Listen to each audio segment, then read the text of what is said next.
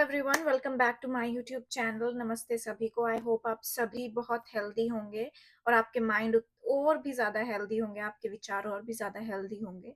तो आज हम डिस्कस करेंगे एक ऐसी किताब जो किसी की भी ज़िंदगी बदल सकती है। अगर कोई इंसान उस किताब को बहुत इंटरेस्टिंगली पढ़े तो वो आपकी ज़िंदगी बदल सकती है। बिलीव मी, क्योंकि मेरी बदली है। आज से कुछ साल पहले, आई थिंक 3-4 साल पहले, जब मैंने किताबें पढ़नी शुरू की ही थी और मेरा उतना इंटरेस्ट बन नहीं रहा था, क्योंकि जब आप किताबें पढ़नी स्टार्ट करते हो ना, ऐसा नहीं होता है कि अचानक से आपका इंटरेस्ट बन जाता है। आपको अलग-अलग तरह की किताबें पढ़नी पड़ती हैं, ताकि आपको पता चले कि आपको कौन-सी किताबें अपनी तरफ खींच रही हैं, आपको किस किताबों में इंटरेस्ट आ रहा है। तो एक दिन क्या हुआ कि यूजुअली मैं किसी के घर पे नहीं जाती हूँ। एक मेरी बहुत अच्छी फ्रेंड, हम 7th ग्रेड से साथ में पढ़े थे, तो मैं उनके घर गई नाइट ओवर के लिए। तो उनकी जो रूममेट थी, उसकी मेरी फ्रेंड की जो रूममेट थी, उनके पास ये किताब थी। उनको आगे से गिफ्ट मिली थी। अब जिस चीज़ को जिस इंसान के हाथ में आना हो, है ना? उनको आगे से गिफ्ट मिली थी और उन्होंने बोला, तो मैंने बोला, मैंने इस किताब के बारे में बहुत सुना है, डू यू माइंड अगर मैं पढ़ूँ?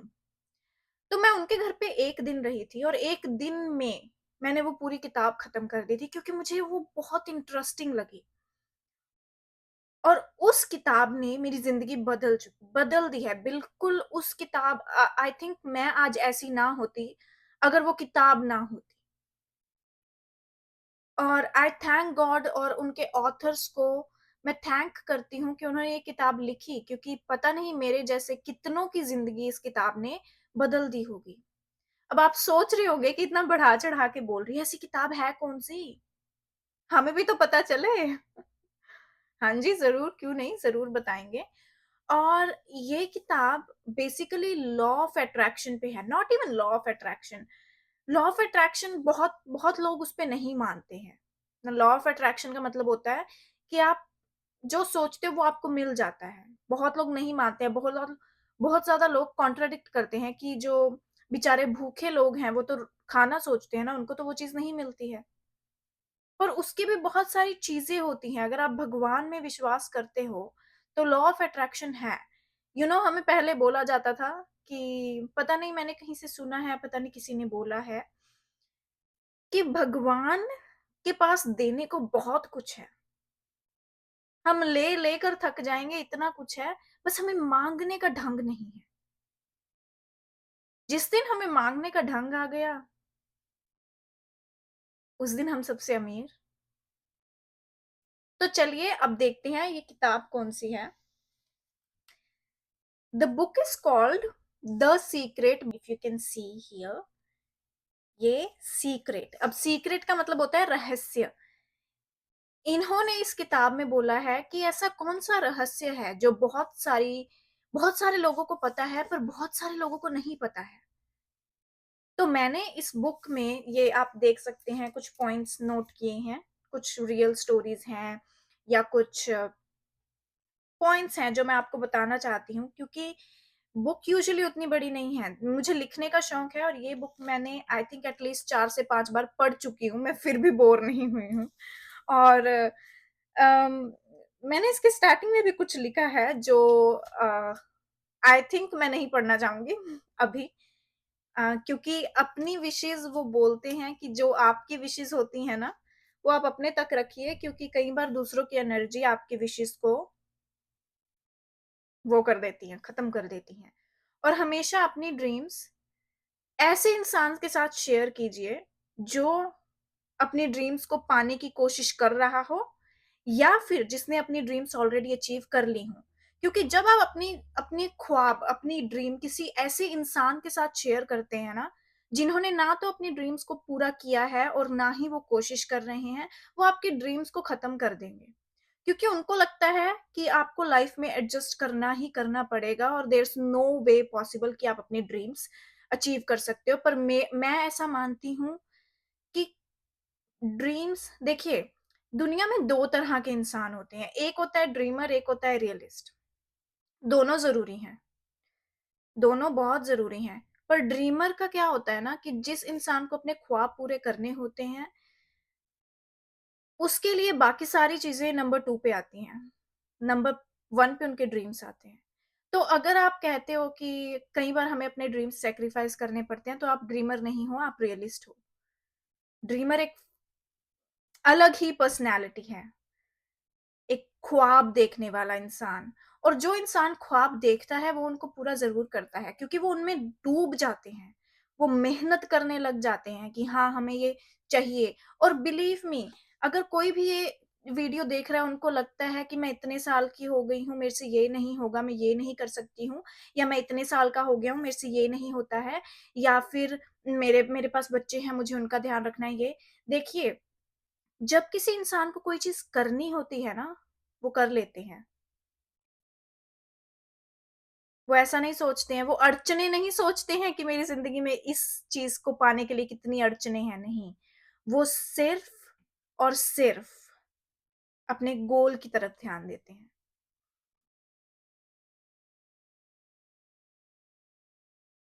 क्योंकि अगर आपके साथ आपका सपना, आपका ख्वाब है, आप अकेले नहीं हो।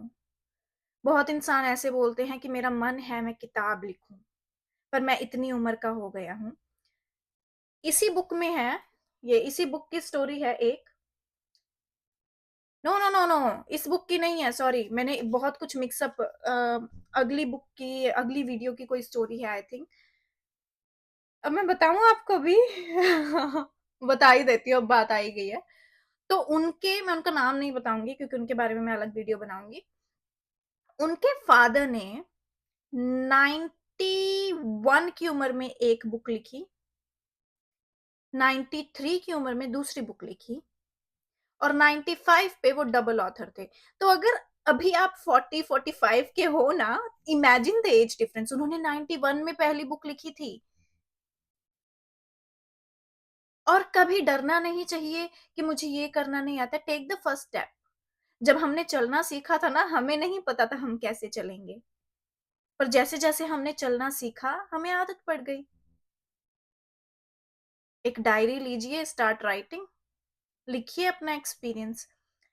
जिम रोन अमेरिका के एक इंस्पिरेशनल स्पीकर हैं। वो बोलते हैं कि जब आप मर जाते हो, आप अपनी फ्यूचर जनरेशंस के लिए 3 चीज़ें छोड़ के जाते हो जो उनके काम आती है। पहली फ़ोटोज़, जो आप फ़ोटोज़ लेते हो, उनको पता रहता है कि मेरे पेरेंट्स यहाँ गए थे या मेरे ग्रैंड-पेरेंट्स यहाँ गए थे, या उनको बहुत सारी मेमोरीज़ रिकॉल करते हैं फ़ोटो से। दूसरी आपकी library, you can see my library, see छोटी लाइब्रेरी दिख रही है ना? तो मेरा एक सपना है कि मेरे घर में जब मैं अपना बड़ा-सा घर लूँगी, उसपे एक लाइब्रेरी होगी। वो सिर्फ़ जिम रोहन की वज़ह से है, क्योंकि वो कहते हैं जब आप अपनी लाइब्रेरी अपने बच्चों के पास या अपनी अगली जनरेशन्स के पास छोड़ के जाते हो ना, दैट मीन्स उस लाइब्रेरी में वो किताबें हैं जिसने आपकी ज़िंदगी बदली है। तो क्या पता आपकी जो जो किताबों ने आपकी लाइफ़ को चेंज किया है, वो किताबें आपकी जनरेशन की लाइफ़ को चेंज कर दें। अब जैसे इस किताब ने ये वन, मैं बोलूँगी नहीं सिर्फ़ यही किताब है, बहुत सी किताबें हैं जिसने मुझे हेल्प किया है, but one of the most important, इस किताब ने मेरी लाइफ़ चेंज की है। तो मैं ये छोड़ूँगी अपनी लाइब्रेरी में कि कल को अगर मेरी फ्यूचर जनरेशंस को अपने आप पे डाउट होने लगे, या जिनको मैं प्यार करती हूँ वो कहें मेरे से ये चीज़ अचीव नहीं होगी, उनको ये किताब मेरी लाइब्रेरी में से मिले।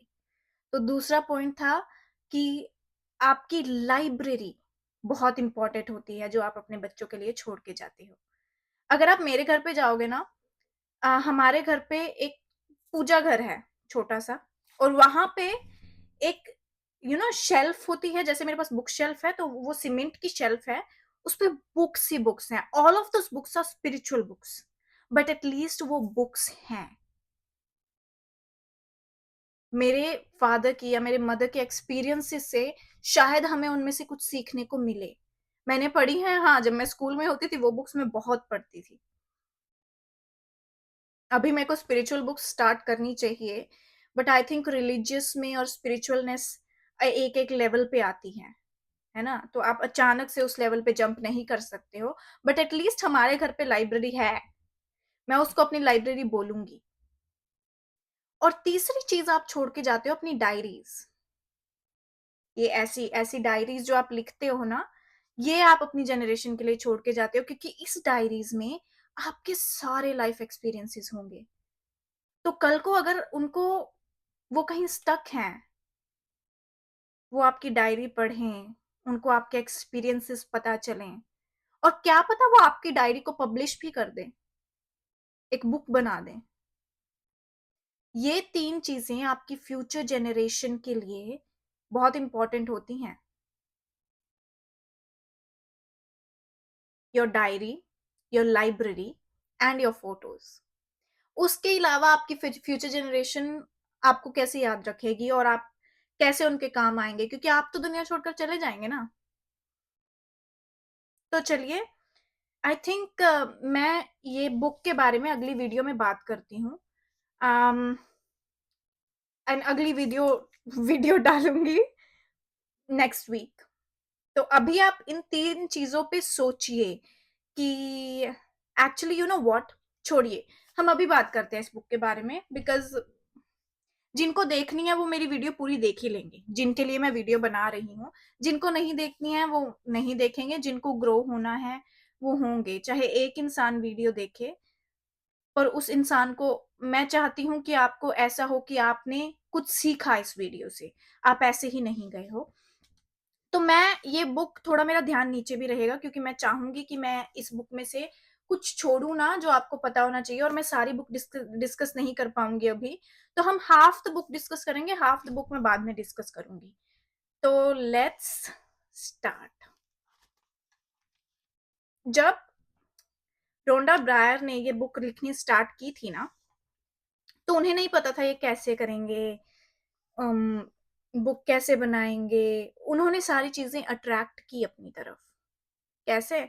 तो जैसे-जैसे ये बात शुरू हुई कि ऐसी एक मूवी, बुक के पहले मूवी आई थी। इस बुक के पहले इसकी मूवी आई थी। तो क्या हुआ, जब उन्होंने मूवी बनाई ना, उनको ईमेल्स आनी स्टार्ट हुई, कैसे सबकॉन्शियस माइंड ने किसी के क्रोनिक दर्द को ठीक किया, किसी की डिसीज़ को ठीक किया, किसी के डिप्रेशन को ठीक किया, और उनकी बेटी ने, actually the video is going all everywhere, video is going everywhere. You know, मैं अभी अटैच करूँगी, ठीक है? ये वीडियो, ये बुक की डिस्कशन साथ में अटैच करती हूँ इसके बाद, क्योंकि वीडियो सभी जगह जा रही थी, मतलब डिफरेंट प्लेसेस, और मैं पॉइंट्स पकड़ नहीं पा रही थी। तो just be here and jump to the next. Okay, and we are back. तो हम डिस्कस कर रहे थे द सीक्रेट, ये कैसे शुरू हुई। तो इनके ऑथर का नाम है Rhonda Byrne. Byrne Byrne okay, whatever. ये बुक जब लिखनी स्टार्ट की मिस रोंडा ने, ओके, ये बुक की स्टार्टिंग कैसे हुई, राइट? अब हम डिस्कस कर रहे थे इस बुक की स्टार्टिंग कैसे हुई, उन्होंने कैसे लिखनी स्टार्ट की। तो उनकी बेटी हेली ने उनको एक 100 साल पुरानी बुक दी, जहां से उनको आइडिया आया।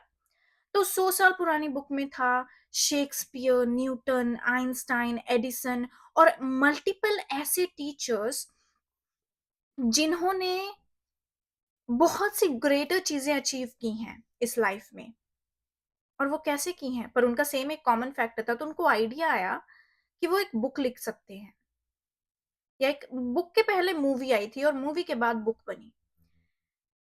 आई थिंक ऐसे ही था कुछ, कि पहले मूवी आई थी, बट सीक्रेट की एक मूवी भी है, वो नेटफ्लिक्स पे मिल जाएगी आपको, आई थिंक यूट्यूब पे होनी चाहिए, चेक कर लीजिएगा।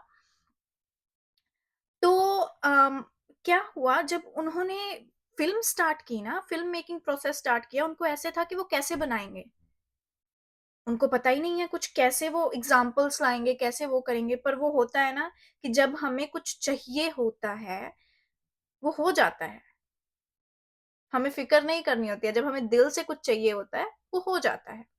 तो एज सुन एज, जैसे जैसे उन्होंने मूवी की तैयारियां स्टार्ट की, उनके पास आने लग गई एग्जाम्पल्स, कि कैसे यूनिवर्स ने उन इंसानों को हेल्प किया।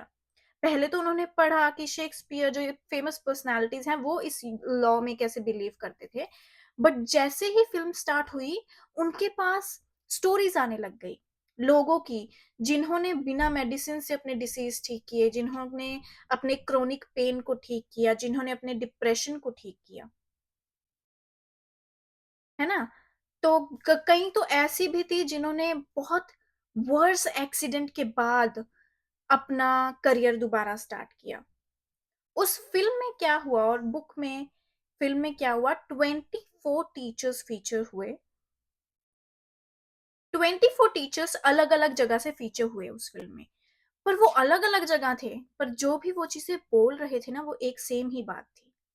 उनकी वॉइस सेम थी। उस उनकी पर्सनैलिटी अलग होगी, वो अलग-अलग जगह पे बैठकर बोल रहे होंगे, पर उनकी पर्सनैलिटी सेम थी। हमेशा मैं भी यही कहती हूँ, जब एक ऑथर होता है ना, जब एक ऑथर बुक लिख रहा होता है, वो अकेले बैठ के बुक लिखता है और जब एक रीडर पढ़ रहा होता है, वो अकेले बैठ के पढ़ता है। तो उस ऑथर के विचार और उस रीडर के विचार किसी हद तक मिलते हैं, वो सेम बातें सोच रहे होते हैं या सेम बातें बोलते हैं या उनकी थॉट फ्रीक्वेंसी मिलती है, तभी किसी को वो बुक पसंद आती है। हमारे थॉट्स बहुत पावरफुल होते हैं। अब हमारे माइंड के, हमारे विचारों के बारे में क्या बोला गया है? प्रेंटिस मलफोर्ड बोलते हैं, every thought of yours is a real thing. जो भी आप सोच रहे हो ना, वो एक रियल चीज है। जो भी आप सोच रहे हो, वो एक रियल चीज है। अब आप पे डिपेंड करता है, आप नेगेटिव बातें सोचते हो या पॉजिटिव। ठीक है।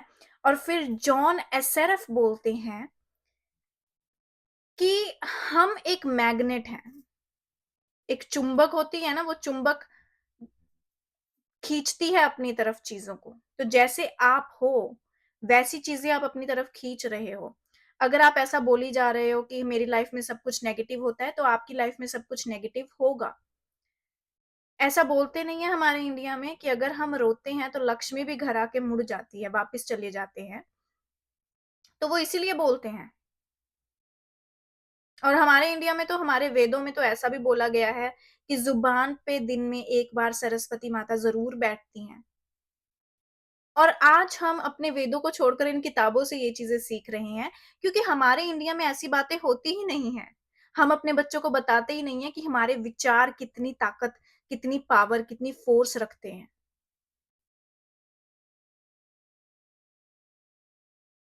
हम क्या करते हैं, हम बोलते हैं, "अरे! ऐसा चल रहा है, ये इंसान ऐसा करता है मेरे साथ, मेरे पास पैसे नहीं हैं, मेरे पास ये नहीं है, वो नहीं है।"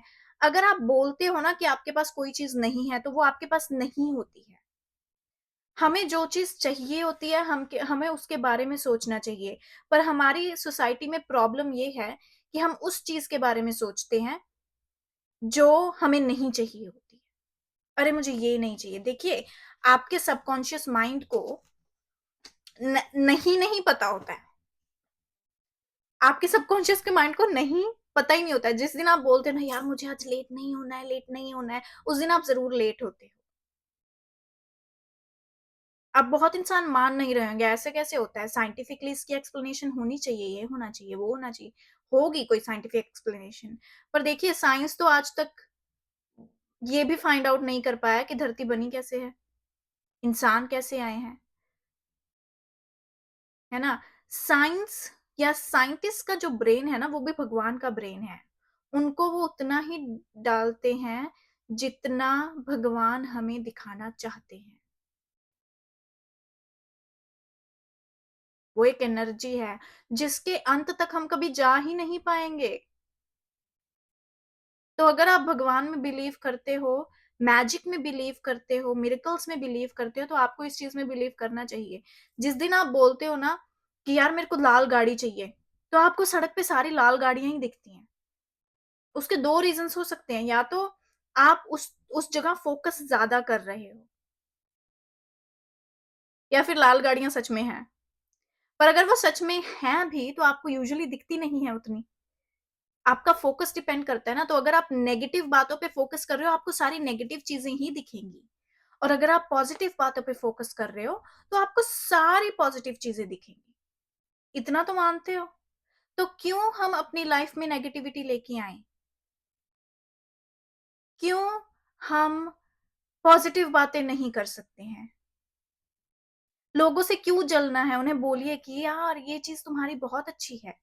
बहुत से इंसानों से आज मैं बात नहीं करती हूँ, पर मुझे उनसे बहुत चीज़ें सीखने को मिली हैं। सोचिए ये आपके जो विचार हैं, वो चीज़ें बनते हैं। Your thoughts becomes things. तो नेगेटिव बातें, नेगेटिव सोचना छोड़िए। जितना हम नेगेटिव सोचेंगे, उतना ही ब्रेन हमारा नेगेटिव पाथवेज़ को स्ट्रॉन्ग करेगा। बाकी की द सीक्रेट की हम दूसरे पार्ट में, दूसरी वीडियो में बनाती हूँ मैं, बिकॉज़ ये वीडियो लेंथी हो रही है और मेबी यूट्यूब मुझे अलाउ करे चढ़ाने के लिए, नहीं करे, I don't know. But thank you so much for watching and wait for the next video for more explanation. Thank you.